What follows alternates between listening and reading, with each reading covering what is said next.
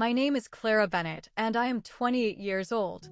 4 weeks ago, my parents sold my grandmother's antique piano, the one she had promised would be mine, and used all $95,000 to buy my younger sister a brand new luxury car. They thought my grandmother was too sick in hospice to ever find out. They thought I was too weak to tell her. They were wrong. When I finally told my grandmother what they had done, she did not cry. She did not scream.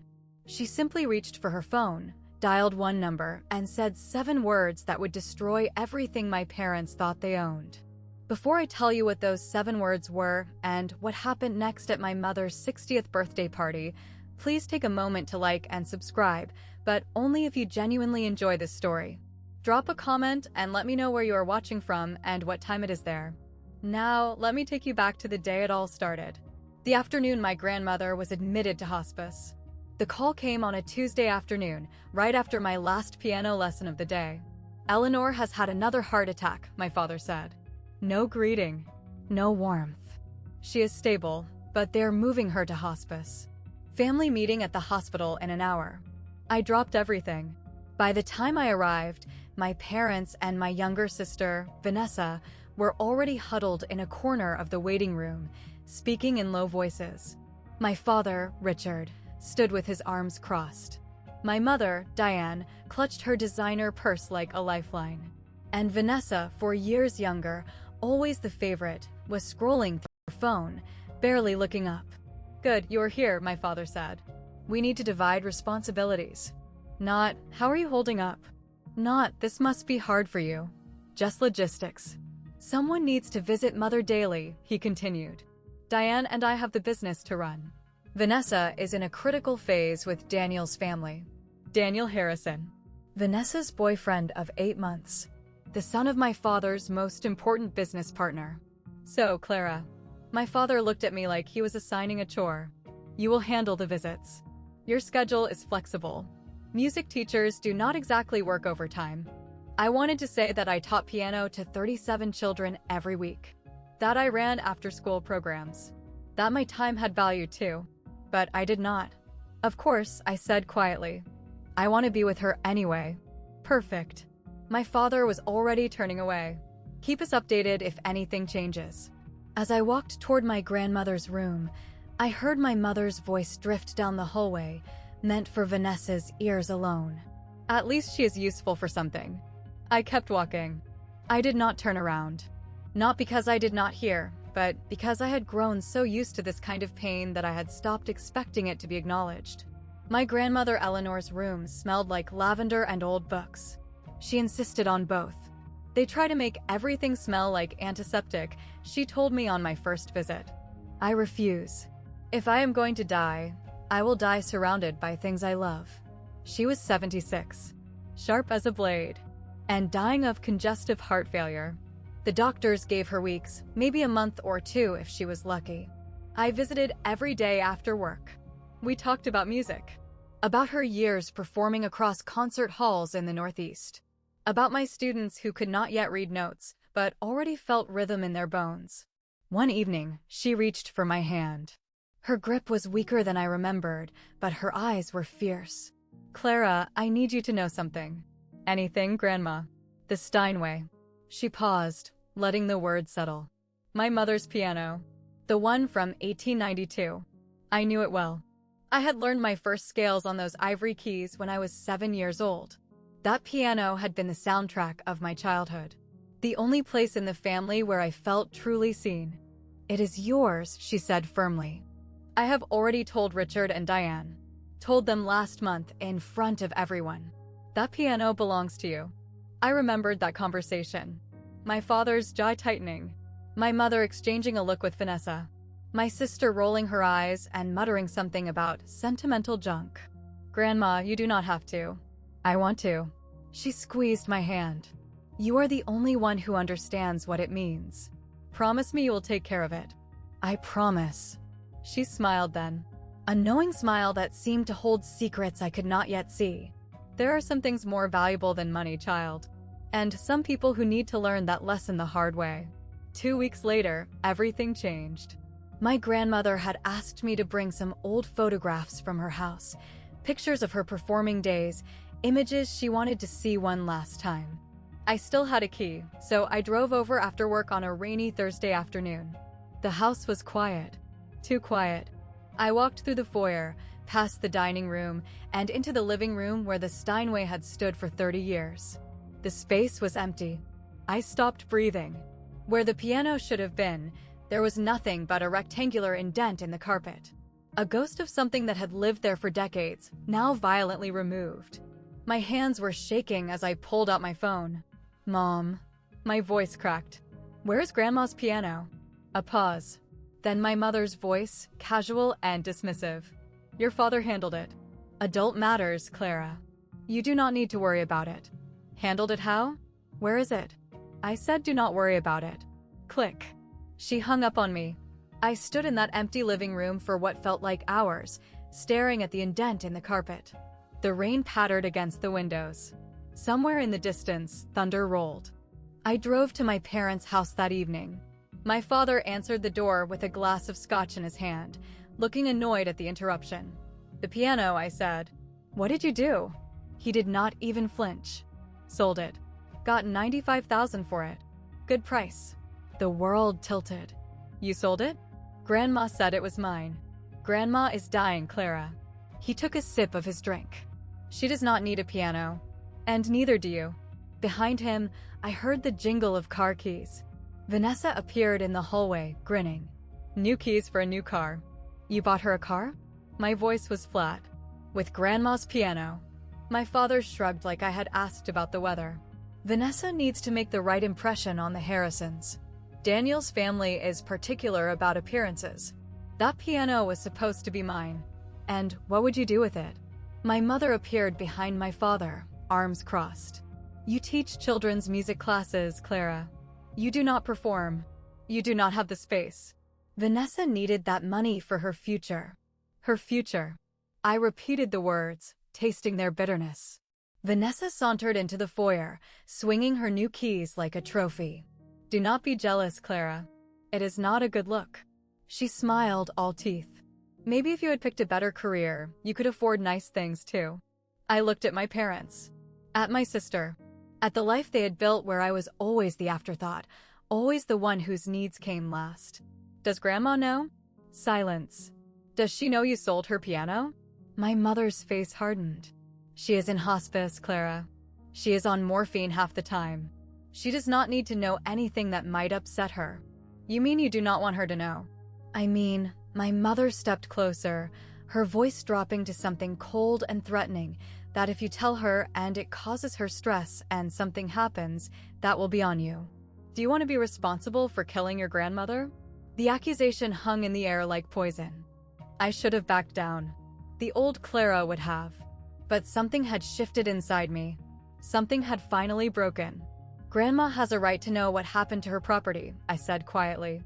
"And I will not lie to her." I turned and walked out before they could respond.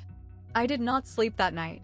My apartment felt smaller than usual, a modest one-bedroom that my parents had always mocked as proof of poor life choices. I sat on my second-hand couch, staring at a framed photograph on the bookshelf. My grandmother Eleanor at her final concert, 20 years ago. Her fingers poised above the keys. Her face luminous with purpose. The same piano they had sold like it was nothing. My mother's words circled in my head. "If something happens, that will be on you." Was she right? If I told my grandmother, would the shock hurt her? Would I be causing more pain in her final days? But then I remembered what my grandmother had always taught me. Truth can wound. She had said once when I was 12 and did not want to tell my parents I had failed a math test. But lies always wound deeper. They just take longer. I pulled my knees to my chest and thought about the last 28 years. Every time I had stayed quiet to keep the peace. Every time I had accepted less because fighting felt futile. Every time I had made myself smaller so my family could feel bigger. And where had it gotten me? Here. Alone. Invisible. Watching them erase my grandmother's wishes like her words meant nothing. If I stayed silent now, I was not keeping peace. I was becoming complicit. By 3 in the morning, I had made my decision. My grandmother deserved the truth. She deserved to know that her son had stolen from her, lied to her, and assumed she was too weak to matter anymore. And maybe, just maybe, I deserved to stop apologizing for existing. I set my alarm for early morning. I would go to hospice before work. I would tell her everything. My grandmother was awake when I arrived, propped up against her pillows, watching the sunrise through the window. "You look like you have not slept," she said softly. "I have not." I pulled a chair close to her bed and took her hand. "Grandma, I have to tell you something. And it is going to hurt." Her eyes, still sharp despite everything, studied my face. "Then tell me." So I did. The empty space in her living room. The $95,000. The luxury car gleaming in Vanessa's name. My father's casual dismissal. My mother's threat. I told her all of it, bracing myself for tears. For shock. For the kind of devastation that might break what was left of her fragile heart. Instead, my grandmother Eleanor let out a long, slow breath. Not a gasp of pain. Not a cry of betrayal. A sigh. The sigh of someone who had seen this coming. "Grandma," I whispered. She turned to look at me, and her expression was not grief-stricken. It was calm, almost resigned.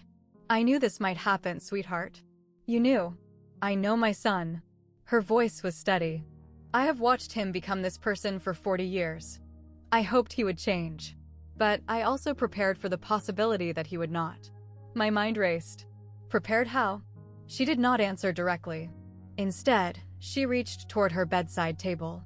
"Hand me my phone, would you?" I passed it to her, confused. She scrolled through her contacts with surprising dexterity, found a name, and pressed call. Then she put it on speaker. 3 rings. Then a man's voice, deep and measured. "Eleanor, how are you feeling?" "I am dying, Harold. But I am clear-headed. And it is time." A pause. "I understand." "When?" "Sunday. Diane's birthday party. At my house. I will prepare the documents." "Thank you, old friend." She ended the call and looked at me with a small, knowing smile. "Grandma." I stared at her. "Who is Harold?" "Harold Jennings." She set the phone down gently. "He has been my attorney for 30 years. He was your grandfather's closest friend." "You have your own attorney?" "I have many things your father does not know about, Clara." Her eyes twinkled despite the exhaustion etched into her face. "Richard assumes he understands everything about my affairs. He has always assumed that. It is his greatest weakness." I felt like I was standing at the edge of something vast, looking down into depths I could not see. "What is happening on Sunday?" "At Mom's birthday party." "Justice." My grandmother squeezed my hand. "Delayed, perhaps, but justice nonetheless." "I do not understand." "You do not need to understand everything yet." She leaned back against her pillows, suddenly looking more tired. "I just need you to do one thing for me. Anything. Come to the party. Dress nicely. And bring your patience." A ghost of a smile. The kind of patience I taught you when you were learning Chopin and wanted to throw the sheet music across the room. I almost laughed, despite everything. "That bad?" "Worse." Her expression softened. "But necessary. Your father and mother need to learn that actions have consequences. And I have spent 5 years making sure that when the lesson finally came, it would be unforgettable." 5 years. She had been planning something for 5 years. "Grandma, what did you do?" She closed her eyes, exhaustion winning out. "I protected you, sweetheart. The way I should have protected you all along. I am only sorry it took me so long to act." I sat with her until she fell asleep, my mind spinning with questions. Harold Jennings. Sunday. My mother's birthday party at my grandmother's house. Something was about to change. I could feel it. I just did not know what. 2 days later, I found myself sitting in a small law office on the outskirts of the city. Harold Jennings was nothing like I had expected. He was in his late 60s, with silver hair and gold-rimmed glasses. His movements were slow but precise. His office smelled of old leather and paper, lined floor to ceiling with legal volumes. "Clara Bennett." He extended his hand. "Your grandmother speaks of you constantly.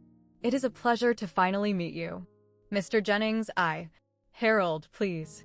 He gestured to a chair across from his desk. "Sit. Your grandmother asked me to explain a few things before Sunday." I sat. My hands were trembling slightly. Your grandmother is a remarkable woman, Harold began. She is also far more astute than her children give her credit for. She has been observing. And planning. Planning what exactly? He folded his hands on the desk. Tell me, Clara. Do you know who owns the house your parents live in? They do. My grandmother gave it to them when my grandfather died. Harold's expression did not change. Is that what they told you? It is what everyone says. Everyone is wrong. He pulled a folder from his desk drawer and slid it across to me. Your grandmother allowed Richard and Diane to live in that house rent-free. But she never transferred ownership. Not legally. Not ever. I stared at the document in front of me. The property deed. Eleanor Whitmore's name. Clear as day. No transfer. No amendment. They have been living in her house for 10 years, I said slowly, thinking it was theirs. Precisely. My head was spinning. But why would Grandma let them believe? Because she was watching, Clara. Harold leaned forward, watching to see if her son would prove her fears wrong. Unfortunately, he did exactly what she expected. That night, I returned to my apartment and began searching. My grandmother had given me a box of old belongings years ago. Photographs, letters, pressed flowers from her garden. I had never looked through it carefully. It felt too intimate, like reading someone's diary. But now I needed answers. I found it near the bottom, beneath a stack of faded concert programs. A sealed envelope, yellowed with age. My name written in my grandmother's elegant script. And beneath it, 6 words, for Clara, when you need to understand. My fingers trembled as I opened it. Inside was a single photograph, a copy of a legal document. The header was partially obscured, but I could see my grandmother's signature at the bottom, dated 5 years ago. And in her handwriting, a note clipped to the corner. The house never left my hands, sweetheart. It was only borrowed. And some borrowers do not deserve the privilege. I read it 3 times. Then I understood. Sunday's party was being held at my grandmother's house. The same house my parents treated as their own.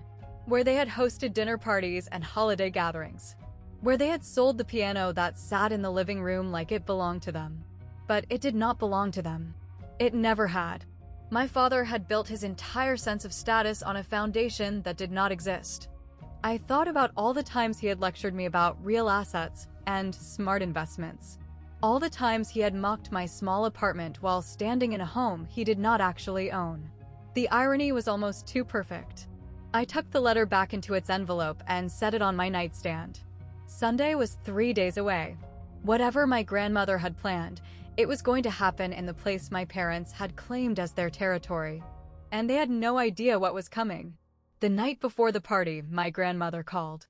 Her voice was weaker than before, and I could hear the effort each word cost her. But her mind was still razor-sharp. Clara, are you ready for tomorrow? I think so. I paused. Grandma, are you sure about this? It is Mom's birthday. In front of all those people. That is precisely why it needs to be tomorrow. She took a slow breath. Your father sold my piano in front of everyone. He announced it at that family dinner last month, like it was his decision to make. He did not ask me. He did not think about you.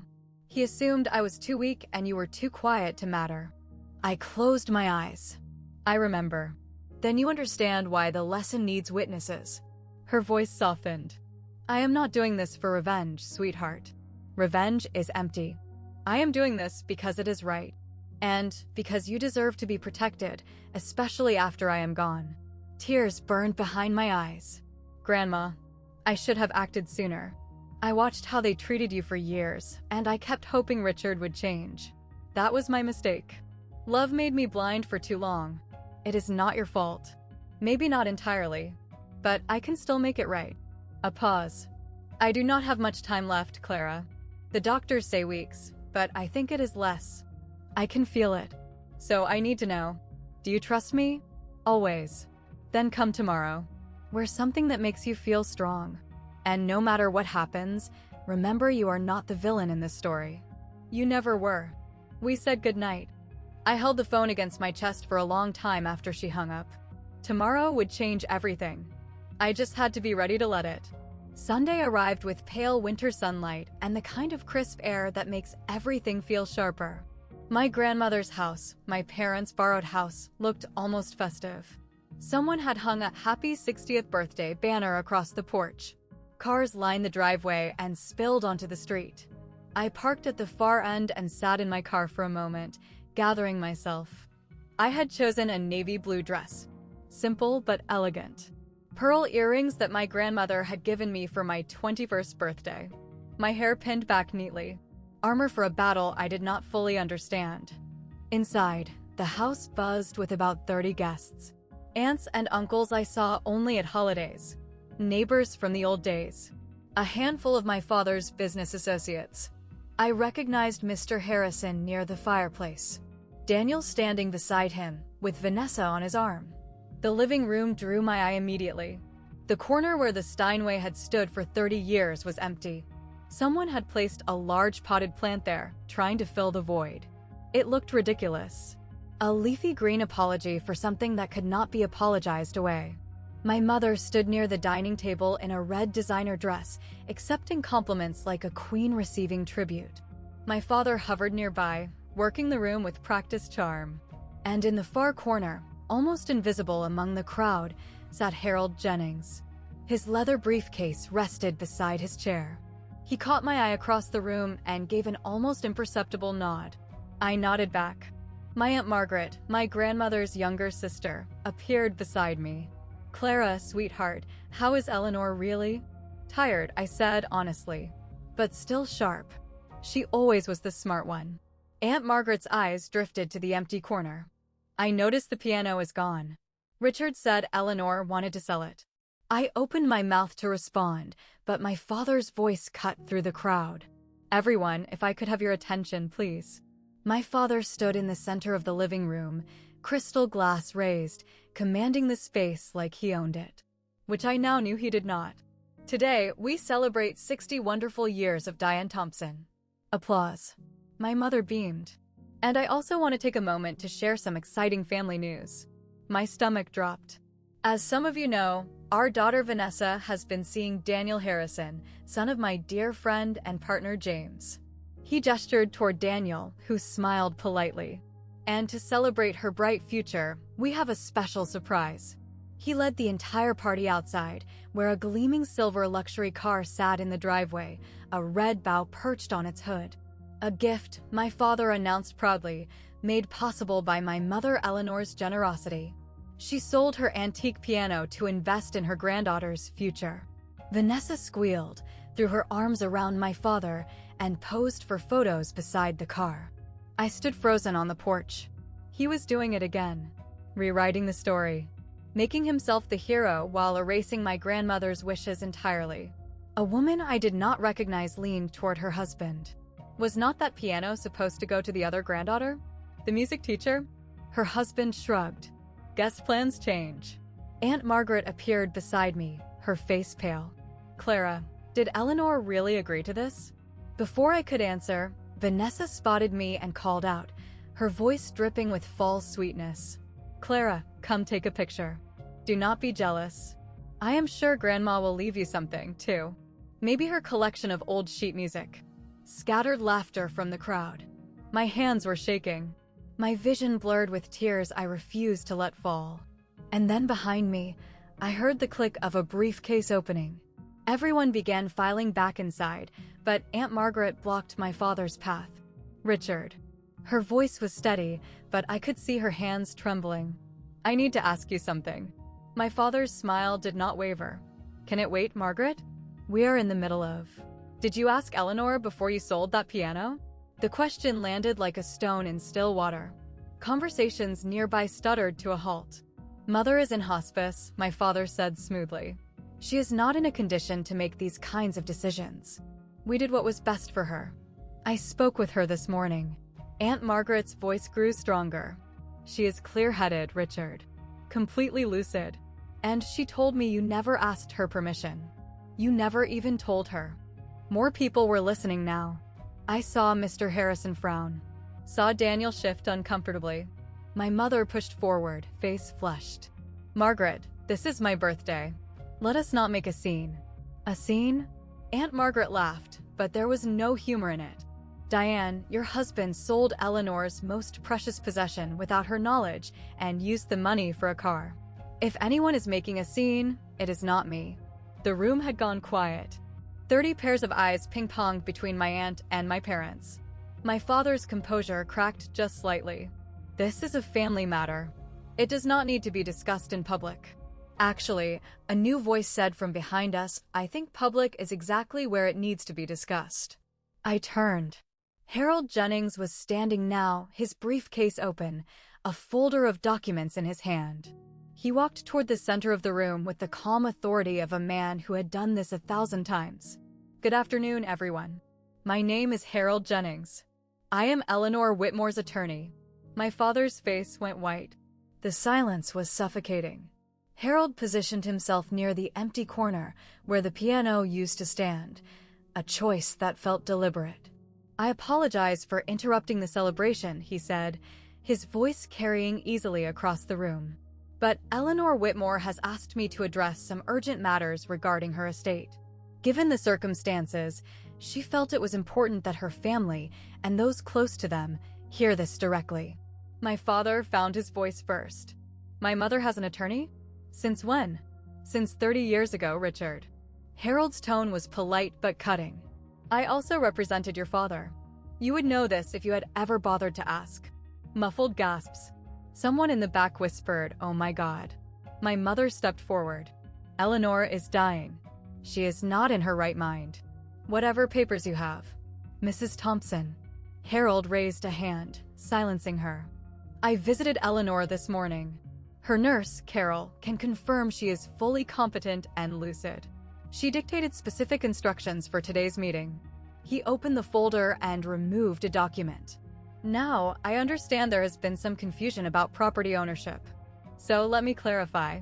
He held up the paper. "This is the deed to the house we are currently standing in." I watched my father's face drain of color. Noticed the name on the deed. Eleanor Whitmore. Not Richard Thompson. Not Diane Thompson. Harold paused, letting the words sink in. "This house has never been transferred. It was never gifted. Your parents have been living here rent-free for 10 years at Eleanor's generosity. Nothing more." The room erupted in whispers. My father grabbed the edge of a chair, steadying himself. Vanessa stared at him, confusion and panic warring on her face. And Harold Jennings was not done. "That," he said quietly, "is just the beginning. If you are still here, I am guessing you are holding your breath the same way I was in that moment." Before I tell you what Harold revealed next, I want to ask you something. Who do you think actually owns that house? Drop your answer in the comments. Then keep watching to find out. My father's voice cracked. "This is impossible. Mother said the house was ours. She promised. She promised you could live here." Harold set the deed on the dining table where everyone could see it. "She never promised ownership. There is a significant legal difference, Mr. Thompson." I watched the realization spread through the room like wildfire. Mr. Harrison took a small step back from my father. One of the neighbors exchanged a knowing glance with her husband. "For 10 years, Harold continued, you have enjoyed this property without paying rent, utilities, or property taxes. All covered by Eleanor's accounts. You have treated it as your own. You have even made modifications without permission." He glanced at the modern light fixtures my mother had installed last year. "Legally, you are tenants at will. And the property owner has the right to terminate that arrangement at any time. You cannot be serious." My mother's voice was shrill. "We have lived here for a decade. We have invested in this house. Invested without authorization." Harold's expression did not change. "Any improvements you have made without written consent belong to the property owner. Eleanor Whitmore." Vanessa grabbed Daniel's arm. "This is insane. Dad, tell them this is some kind of joke." My father could not speak. He was staring at the deed like it was a death warrant. I should also mention, Harold added almost casually, that state law takes property fraud quite seriously. Representing someone else's property as your own, particularly in business contexts, can have significant legal consequences. I saw Mr. Harrison's expression shift from confusion to cold calculation. He was looking at my father differently now. Not as a partner. As a liability. The empire my father had built on borrowed prestige was crumbling before our eyes. And Harold still had more documents in his folder. Now, Harold said, pulling out a second document. We come to the matter of the trust. What trust? My father's voice was barely above a whisper. 5 years ago, Eleanor Whitmore established a separate trust, independent of the will that was shared with your family. This trust was created specifically to protect her most valuable assets in the event of, he paused delicately, financial misconduct. Financial misconduct? My mother sputtered. We are her family. Family members can still commit misconduct, Mrs. Thompson, as recent events have demonstrated. Harold withdrew a thick document, its pages crisp and official-looking. Per the terms of this trust, the following assets are irrevocably assigned to a single beneficiary. The property we are standing in, Eleanor's financial accounts, and all items of sentimental value, including the 1892 Steinway piano that was recently sold without authorization. He looked up. His gaze settled directly on me. The sole beneficiary is Clara Rose Bennett. The room went silent. Vanessa's shriek broke it. What? This is fraud, my father shouted. She was manipulated. That little. Richard. Harold's voice turned to ice. I would advise you to choose your next words very carefully. Everything said here today has been witnessed by over 30 people. Aunt Margaret moved to stand beside me. Her hand found mine and squeezed. Eleanor knew exactly what she was doing, Harold continued. She spent 5 years watching, waiting, hoping her son would prove her wrong. Instead, he sold her most treasured possession to buy a car for the granddaughter who never visits her. He paused. Actions have consequences, Mr. Thompson. This is yours. My mother was crying now. Vanessa looked like she might be sick. And I could not move, could not breathe, could not believe what I was hearing. Harold let the chaos settle for a moment before continuing. Regarding the piano sale, he pulled out another document. Since the Steinway was part of the trust and Clara is the designated beneficiary, the sale, conducted without the trust's consent, that is, Eleanor, constitutes unauthorized disposal of trust assets. What does that mean? Vanessa's voice was small. It means the $95,000 must be returned to the trust within 30 days. Harold's gaze swept across my parents and my sister. Failure to comply will result in civil litigation for misappropriation of trust property. Given the clear paper trail, I assure you the outcome would not be favorable for your family. My father laughed. A hollow, desperate sound. We do not have $95,000 sitting around. The money went to the car. Then I suggest you find a way to liquidate that asset. Harold nodded toward the window, where the luxury car was still visible in the driveway, red bow and all. The dealer might accept a return, though you will likely take a significant loss. Vanessa burst into tears. My car? You are taking my car. I am not taking anything, Miss Thompson. I am simply explaining the legal consequences of your family's choices. I watched Vanessa look to Daniel for support, but he had already stepped away from her, his expression carefully neutral. His father was whispering something in his ear, and neither of them looked sympathetic. Additionally, Harold added, Eleanor has asked me to inform you that your living arrangement in this house will be formally restructured. You may continue to reside here temporarily, but a proper lease agreement will be required. A lease. My mother's voice was barely audible. In the house we have lived in for 10 years?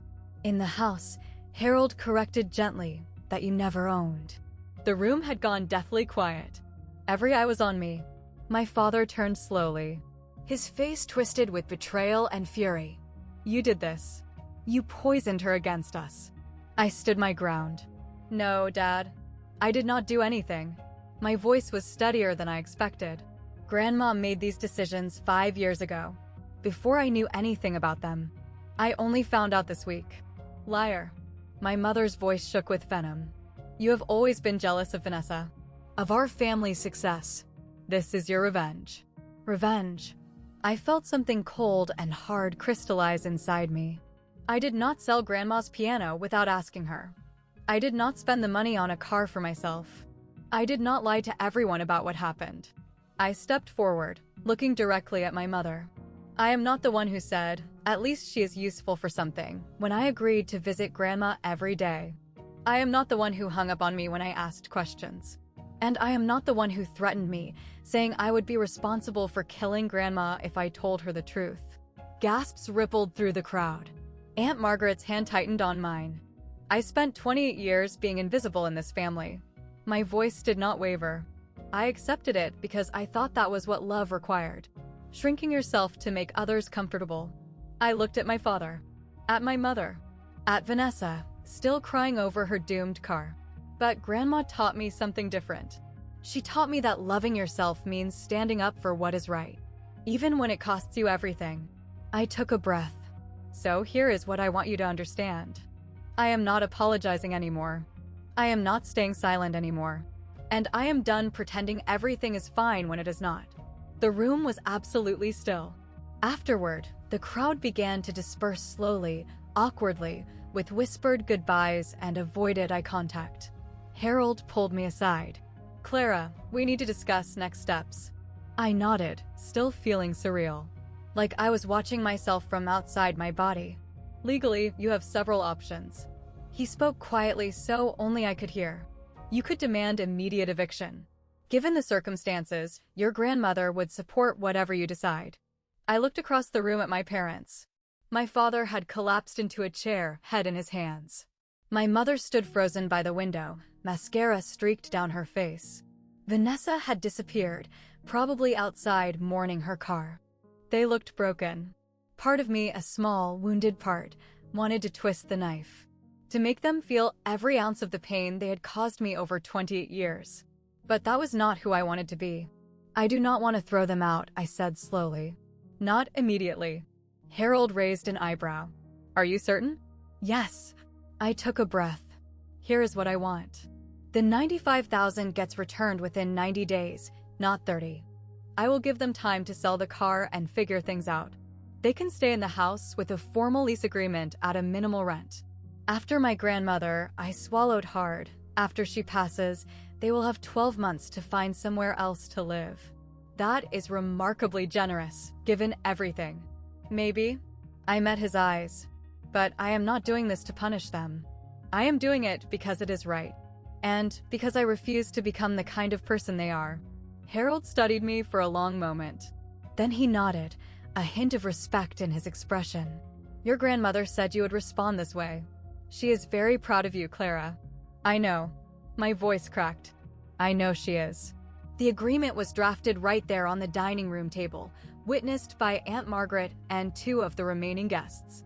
My father signed without looking at me. My mother's hand shook so badly she could barely hold the pen. Neither of them said a word. By the time the last signature was in place, the house had emptied. Mr. Harrison and Daniel had left without saying goodbye. I later learned Daniel had driven away while Vanessa was still outside crying. The birthday cake sat untouched. The banner drooped sadly over the front porch. Aunt Margaret hugged me tight before leaving. "You did the right thing, sweetheart. Eleanor would be so proud." "She is proud," I said softly. "I talked to her this morning." As if on cue, my phone buzzed. A video call request from my grandmother's hospice number. I answered, walking to the empty corner of the living room where the piano used to be. Her face appeared on the screen, pale but peaceful. Nurse Carol was visible in the background, smiling. My brave girl. My grandmother's voice was weak but warm. "How do you feel?" Terrified, I admitted. And relieved. And sad, all at once. That is how courage feels, sweetheart. It is never comfortable. I did not throw them out. I gave them time. "I know." Harold texted me. Her eyes glistened. "You are a better person than they deserve, Clara. But that is why I chose you." I pressed my hand against the screen, wishing I could hold her hand instead. "Thank you, Grandma. For everything. For protecting me. Do not thank me." She smiled, but it was tinged with sorrow. "Just live well. Play music. Be happy. That is how you thank me." "I will. I know you will, sweetheart." She closed her eyes. "I know you will. I know a lot of you are probably thinking, so that is it? Did your parents ever change?" The honest answer is complicated. Not every story has a perfect ending. But every story has a lesson. Before I tell you what happened in the months that followed, I want to hear from you. Have you ever had to set boundaries with family? How hard was it? Drop your story in the comments. I read every single one. The first week after the party was chaos. News travels fast in small social circles, and the story of what happened at Diane Thompson's 60th birthday spread like wildfire. My father's business partners suddenly became unavailable for meetings. Old friends stopped returning calls. Mr. Harrison formally withdrew from the joint venture they had been planning. When my father demanded an explanation, the response was cold. I cannot do business with someone I cannot trust. Richard, if you would deceive your own mother, what would you do to a partner? The deal would have been worth over $200,000. Gone in an instant. Vanessa had to return the car. The dealership only offered her $80,000, $15,000 less than my parents had paid. She screamed at the salesman for 20 minutes before finally signing the paperwork. Daniel broke up with her 3 days later. Via text message. My family thinks it is best if we take some time apart. The message read. Translation. They wanted nothing to do with the Thompson family drama. My sister, who had always been the golden child, found herself suddenly ordinary. No car. No wealthy boyfriend. No special status. She had to borrow my mother's old car to get to job interviews. I did not gloat. I did not reach out. I simply went about my life. Teaching piano to my students. Visiting my grandmother every evening. But I would be lying if I said there was not some quiet satisfaction in watching the facades crumble. My father had spent years measuring success in appearances. The house, the car, the right connections. Now he was learning that none of it had ever been real. The foundation he had built his identity on was borrowed. And borrowed things always have to be returned. 3 weeks after the birthday party, the hospice called me at 6 in the morning. You should come now, the nurse said gently. She is asking for you. I drove faster than I should have, my heart pounding the entire way. My grandmother's room was quiet when I arrived. The morning light filtered through the curtains, casting soft golden shadows across her bed. Her breathing was shallow, her face paper-thin, but her eyes were open. And when she saw me, she smiled. My Clara. Her voice was barely a whisper. Come sit with me. I took her hand. It felt so fragile, like holding a bird. I have something to tell you, she said slowly. Something I should have said years ago. What is it, Grandma? I am sorry. I blinked. Sorry for what? For not acting sooner. A tear slipped down her cheek. I watched how they treated you year after year.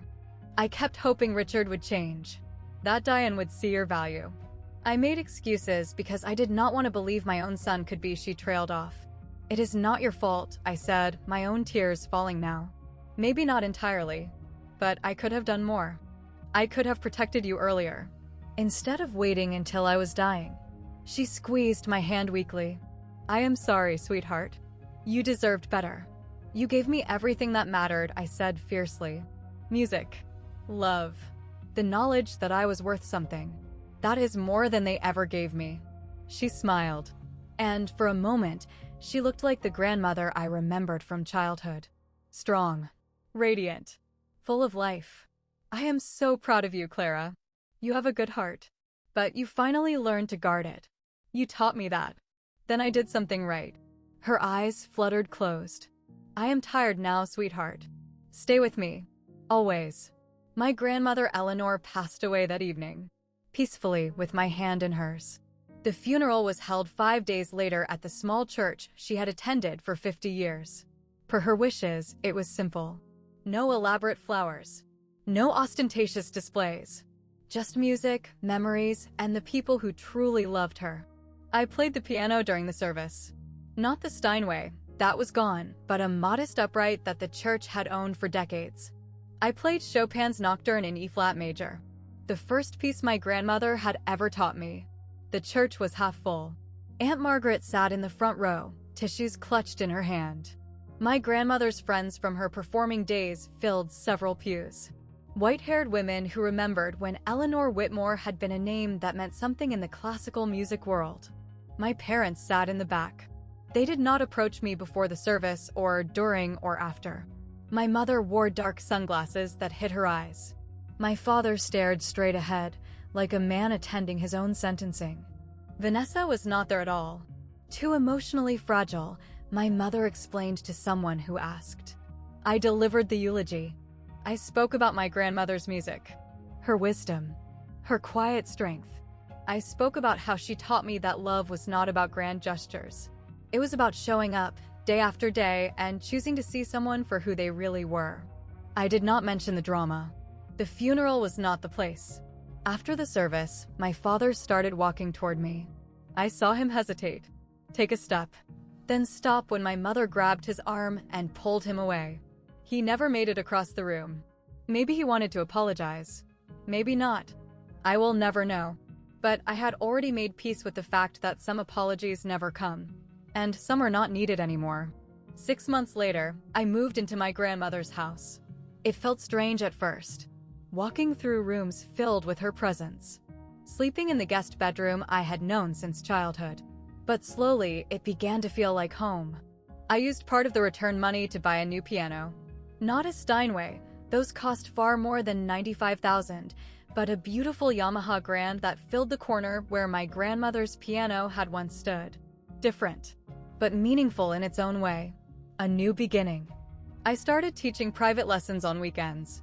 My first student was Aunt Margaret's granddaughter, Sophie, 8 years old, bright-eyed, with the same impatient energy I had had at her age.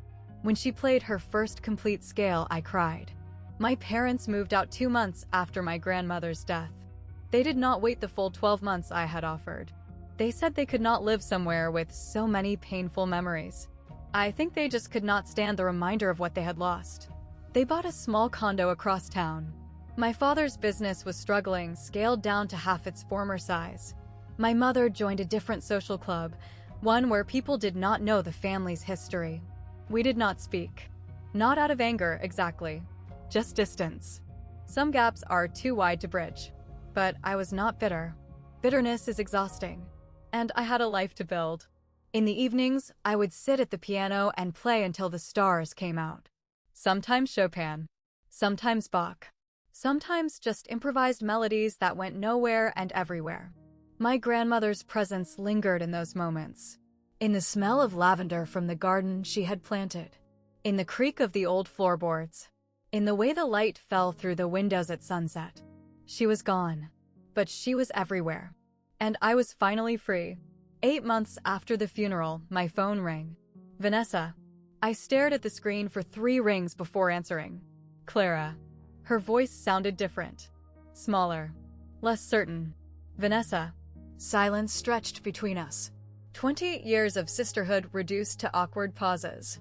I am not calling to ask for anything, she said finally. I wanted to say something. Okay. I have been thinking a lot about everything that happened. About how I acted. She took a shaky breath. I was so angry at first. At you. At Grandma. At everyone. I thought you had stolen something from me. She paused. And now another pause. Now I am working at a marketing firm. Entry level. I ride the bus because I cannot afford a car. And I have started going to therapy. I did not respond. I just listened. My therapist says I have a lot to unpack about Mom and Dad, about how I was raised, about why I thought I deserved everything without earning it. She laughed, but it was hollow. Turns out being the favorite is not actually a gift. It is a trap. I am glad you are working through it, I said. I am not asking you to forgive me. Her voice cracked. I do not deserve that. I just wanted you to know that I understand now. Why you did what you did. Why Grandma did what she did. Grandma loved you too, Vanessa. She just could not reward behavior that hurt other people. I know. A sniffle. I know that now. We sat in silence for a moment. If you ever want to talk, I said slowly, I am willing to listen. But trust takes time to rebuild. I understand. Good. We hung up without saying goodbye. Not out of coldness, but because neither of us knew how. Some doors, once closed, open slowly. But they can still open. It is spring now. A full year since my grandmother entered hospice. Tonight, I sit at my piano as the sun sets over the garden. The windows are open, and a warm breeze carries the scent of jasmine and freshly cut grass. I play my grandmother's favorite nocturne, the one she performed at her final concert 20 years ago. The notes drift through the empty house, filling the silence with something softer. I think about everything that has happened. The betrayal, the reveal, the boundaries I never thought I would have the courage to set. I think about my grandmother, her strength, her patience, her quiet determination to protect me, even when I did not know I needed protecting. I think about my parents in their small condo, rebuilding a life that will never be quite what they imagined. About Vanessa riding the bus, learning for the first time what it means to earn something. I do not hate them. Hate takes too much energy, but I do not need them anymore either. And that is a kind of freedom I never expected to find. The nocturne ends. The final notes hang in the air, then fade into the evening quiet. I look at my grandmother's photograph on the piano. Her at 60. Radiant. Fingers poised over the keys of the Steinway she would never play again. I am doing okay, Grandma, I whisper. I am more than okay. Somewhere, I like to think she hears me. I close the piano lid, stand, and walk to the window. The stars are just beginning to emerge. Pinpricks of light in the darkening sky. I do not have the original piano. I do not have the family I thought I had. But I have something better. I have myself. I have boundaries. I have a life I built on truth instead of silence. And that is the real inheritance my grandmother left me. That is my story. Thank you for staying until the end. If this resonated with you, if you have ever had to stand up for yourself in a family that made you feel invisible, I want you to know you are not alone. Setting boundaries is not selfish. It is how you honor your own worth. Hit like if this story meant something to you. Subscribe if you want more stories like this. And check the description for more videos I think you will love.